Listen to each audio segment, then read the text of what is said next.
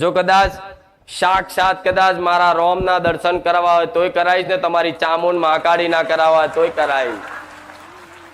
તમે ઈચ્છો કે માં મારી માતાના દર્શન કરવા, માં મારી માતાને જોવીશ, માં મારા માતાનો પ્રેમ જોવોશ, માં મારી માતાની કૃપા જોવીશ, જો બધો અનુભવ ના કરાવું મને કહેજો. હું તમને નહીં માળા પહેરાવું કે નહીં કંઠી પહેરાવું કે નહીં તમને પરાણે બાંધું કે લો આજથી તમે મારા શિષ્યો ને હું તમારી ગુરુ, ના.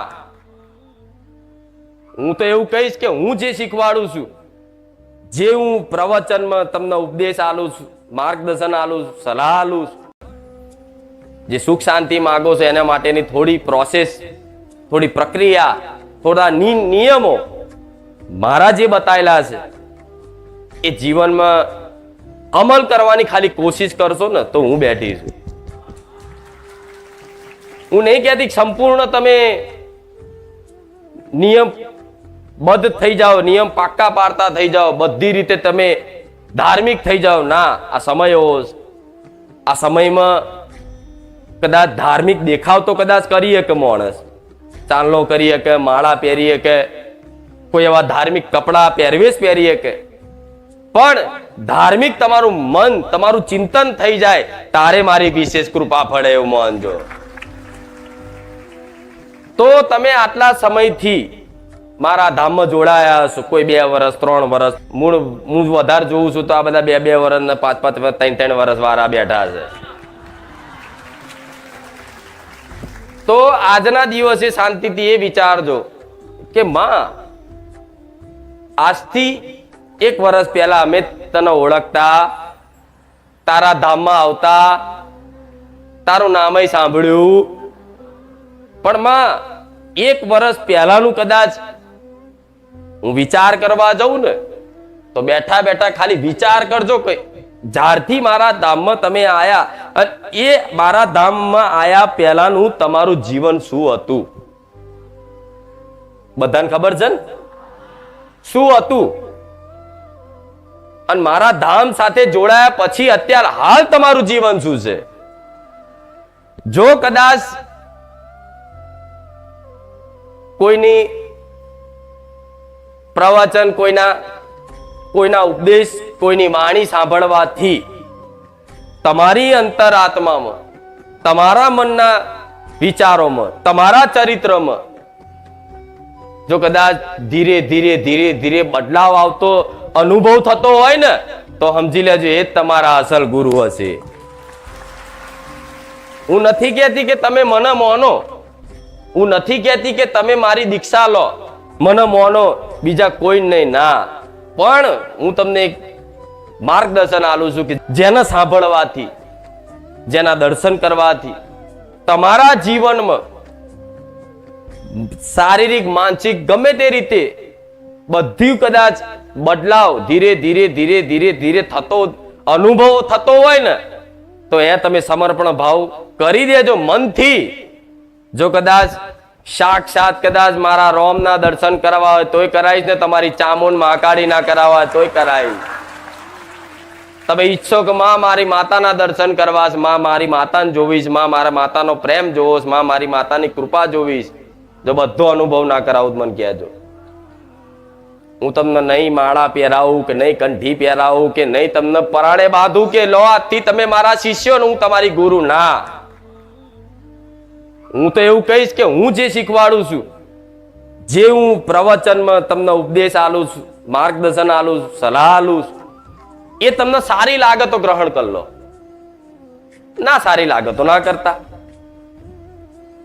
જે વાત સારી લાગે ગ્રહણ કરી લો, જે વાત સારી ના લાગે એને ગ્રહણ ના કરશો. પણ મારા કરતા કદાચ તમને બીજી જગ્યાએ કોઈ સાધુ સંતોની વાણી, કોઈ ઉપદેશ આપતા હોય સરસ જાતે, અને એ જગ્યાએ તમને જો કદાચ એવું લાગે કે ના આ ગ્રહણ કરવા જેવું છે તો હું મેરેડી જ ગ્રહણ કરાવું છું, કરી લેજો. સમજ પડી ને હું શું કહેવા માંગુ? કેમ કે હું રોજે રોજ હું અહીં બેહીને ઉપદેશ આલી શકતી, રોજે રોજ મારે તો નવું ઉપદેશ, નવું જ્ઞાન, દરેકના અનુભવ મારે જણાવવા છે, બધી વાતો કરવી છે, પણ એટલો સમય હોતો, સમય હોય તો એટલી વ્યવસ્થા થતી નથી.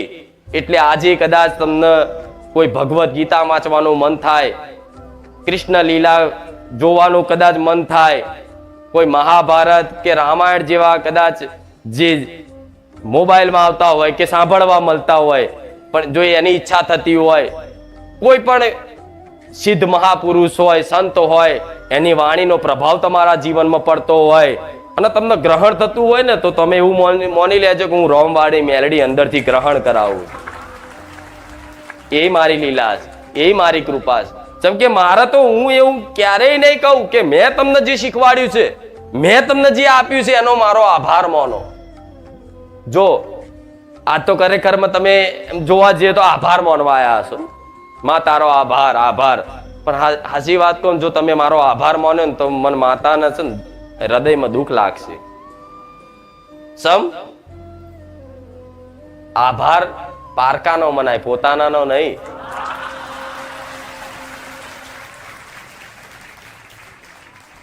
મારું હૃદય છે ને એમાં મને દર્દ થાય કે બસ દીકરી તે આભાર માની લીધો. કેમ કે માં એના દીકરાને ખવડાવે, દીકરાને ભૂખ લાગી હોય અને માં એના દીકરાને ખવડાવે અને દીકરો એમ કહે કે મમ્મી થેન્ક યુ, પતી ગયું. એની માં બે લાફા મારે થેન્ક યુ વારી, તારી માં શું મારી ફરજ છે? આ શું ખોટું?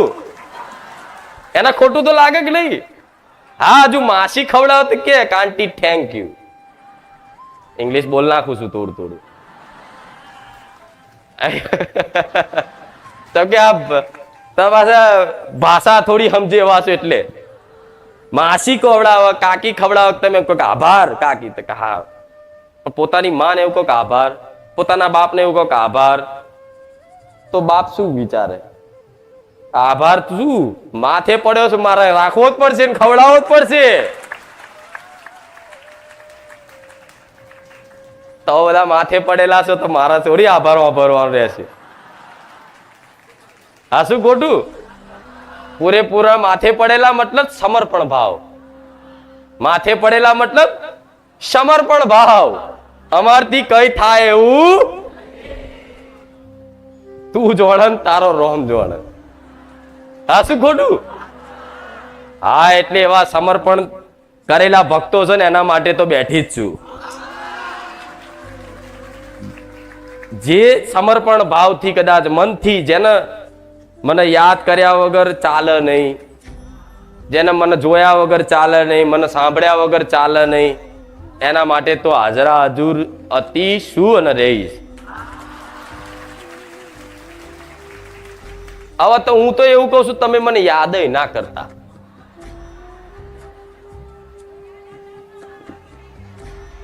કહું એક, જો તમારું બધાનું જે ભાવથી જોડાયા છે એમનો બધાનો અનુભવ કહેવાનો સમય મળ્યો છે મને થોડો, અને ઓછા છે એટલે મને મજા આવી આજે. એવું નહીં કે બધા વધારે આવે છે તું કંટાળું છું, ના, પણ આ જે માહોલ બને નહીં બનતો એનું કારણ છે કે અવાજ બખારા કોઈ નવા આવે અને ઉતાવળિયા આવે, જાણે કે હા અહીં તો ખોણ છે, લૂંટો, આગા જાઓ ભાઈ હું આવ્યો છું. એવાના લીધે નહીં મજા આવતી. ઉતાવળ્યા નહીં, શાંતિથી ધીરજથી આવે. ભલે પાછળ બેઠા હોય પણ પાછળ વાળાને અહીં બેઠી બેઠી નજર નાખું છું. હવે તમે મને યાદ નહીં કરો તોય મનથી રોજ એવું વિચારો માં તને ભૂલી જવીશ, લે આ ભૂલી જા થશે. તમે સંકલ્પ કરો કે માં તને આજથી કાલથી અમે નિયમ લઈએ છીએ કે હવે તને યાદ કરવી, તોય આવે. યાદ ના કરો છતાંય આવે. યાદ નહીં, તમારો ખ્યાલ બની જાય હું મેલડી. અને જો માતાજીને યાદ કરો, સ્મરણ કરો, એનું નામ જપ કરો, કરવું જ જોઈએ. પણ હું એ મહામાયા મેલડી છું, એ માયાળુ દયાળુ કૃપાળુ મેલડી છું ને, તો માતા એવું કહું છું, યાદે તે કદાચ જે દૂર હોય એને કરવા પડે. જે દૂર હોય એને યાદ કરવા પડે. આ શું ખોટું? તમારો દીકરો અહીંથી હોસ્ટેલમાં ભણવા ક્યાંક મોકલ્યો હોય 200 કિલોમીટર, તો તમારે રોજ યાદ કરવો પડે કે દીકરો શું કરતો હશે. આ શું ખોટું? એ દીકરો રોજ નજીક હોય તો યાદ કરવો પડે? 24 કલાક નજરમાં જ હોય. તેવી રીતે હું તમારી 24 કલાક જોડે રહું છું, તમે મને યાદ નહીં કરો તો હું તો શું?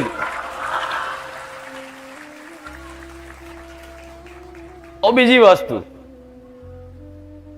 માતાજીને ક્યાં પામવા માટે એની ખૂબ ભક્તિ કરવી પડે, જબરા નિયમો પાલન કરવા પડે, સવારમાં ઉઠીને એની માળાઓ કરવી પડે, 4 વાગે બ્રહ્મ મુહૂર્તમાં ઉઠી જવું પડે. બરોબર છે, શાસ્ત્રીય પદ્ધતિના જે નિયમો છે બરોબર છે, પાલન થાય એટલા કરવા જ જોઈએ. હું તો કહું ભલે 8 વાગે ઉઠીને યાદ કરો તો હું મેરડી રાજી છું. હાથમાં કદાચ મારા નહીં લો, કદાચ મોઢે નોમ હશે, સ્મરણ હશે તો હું મેરડી.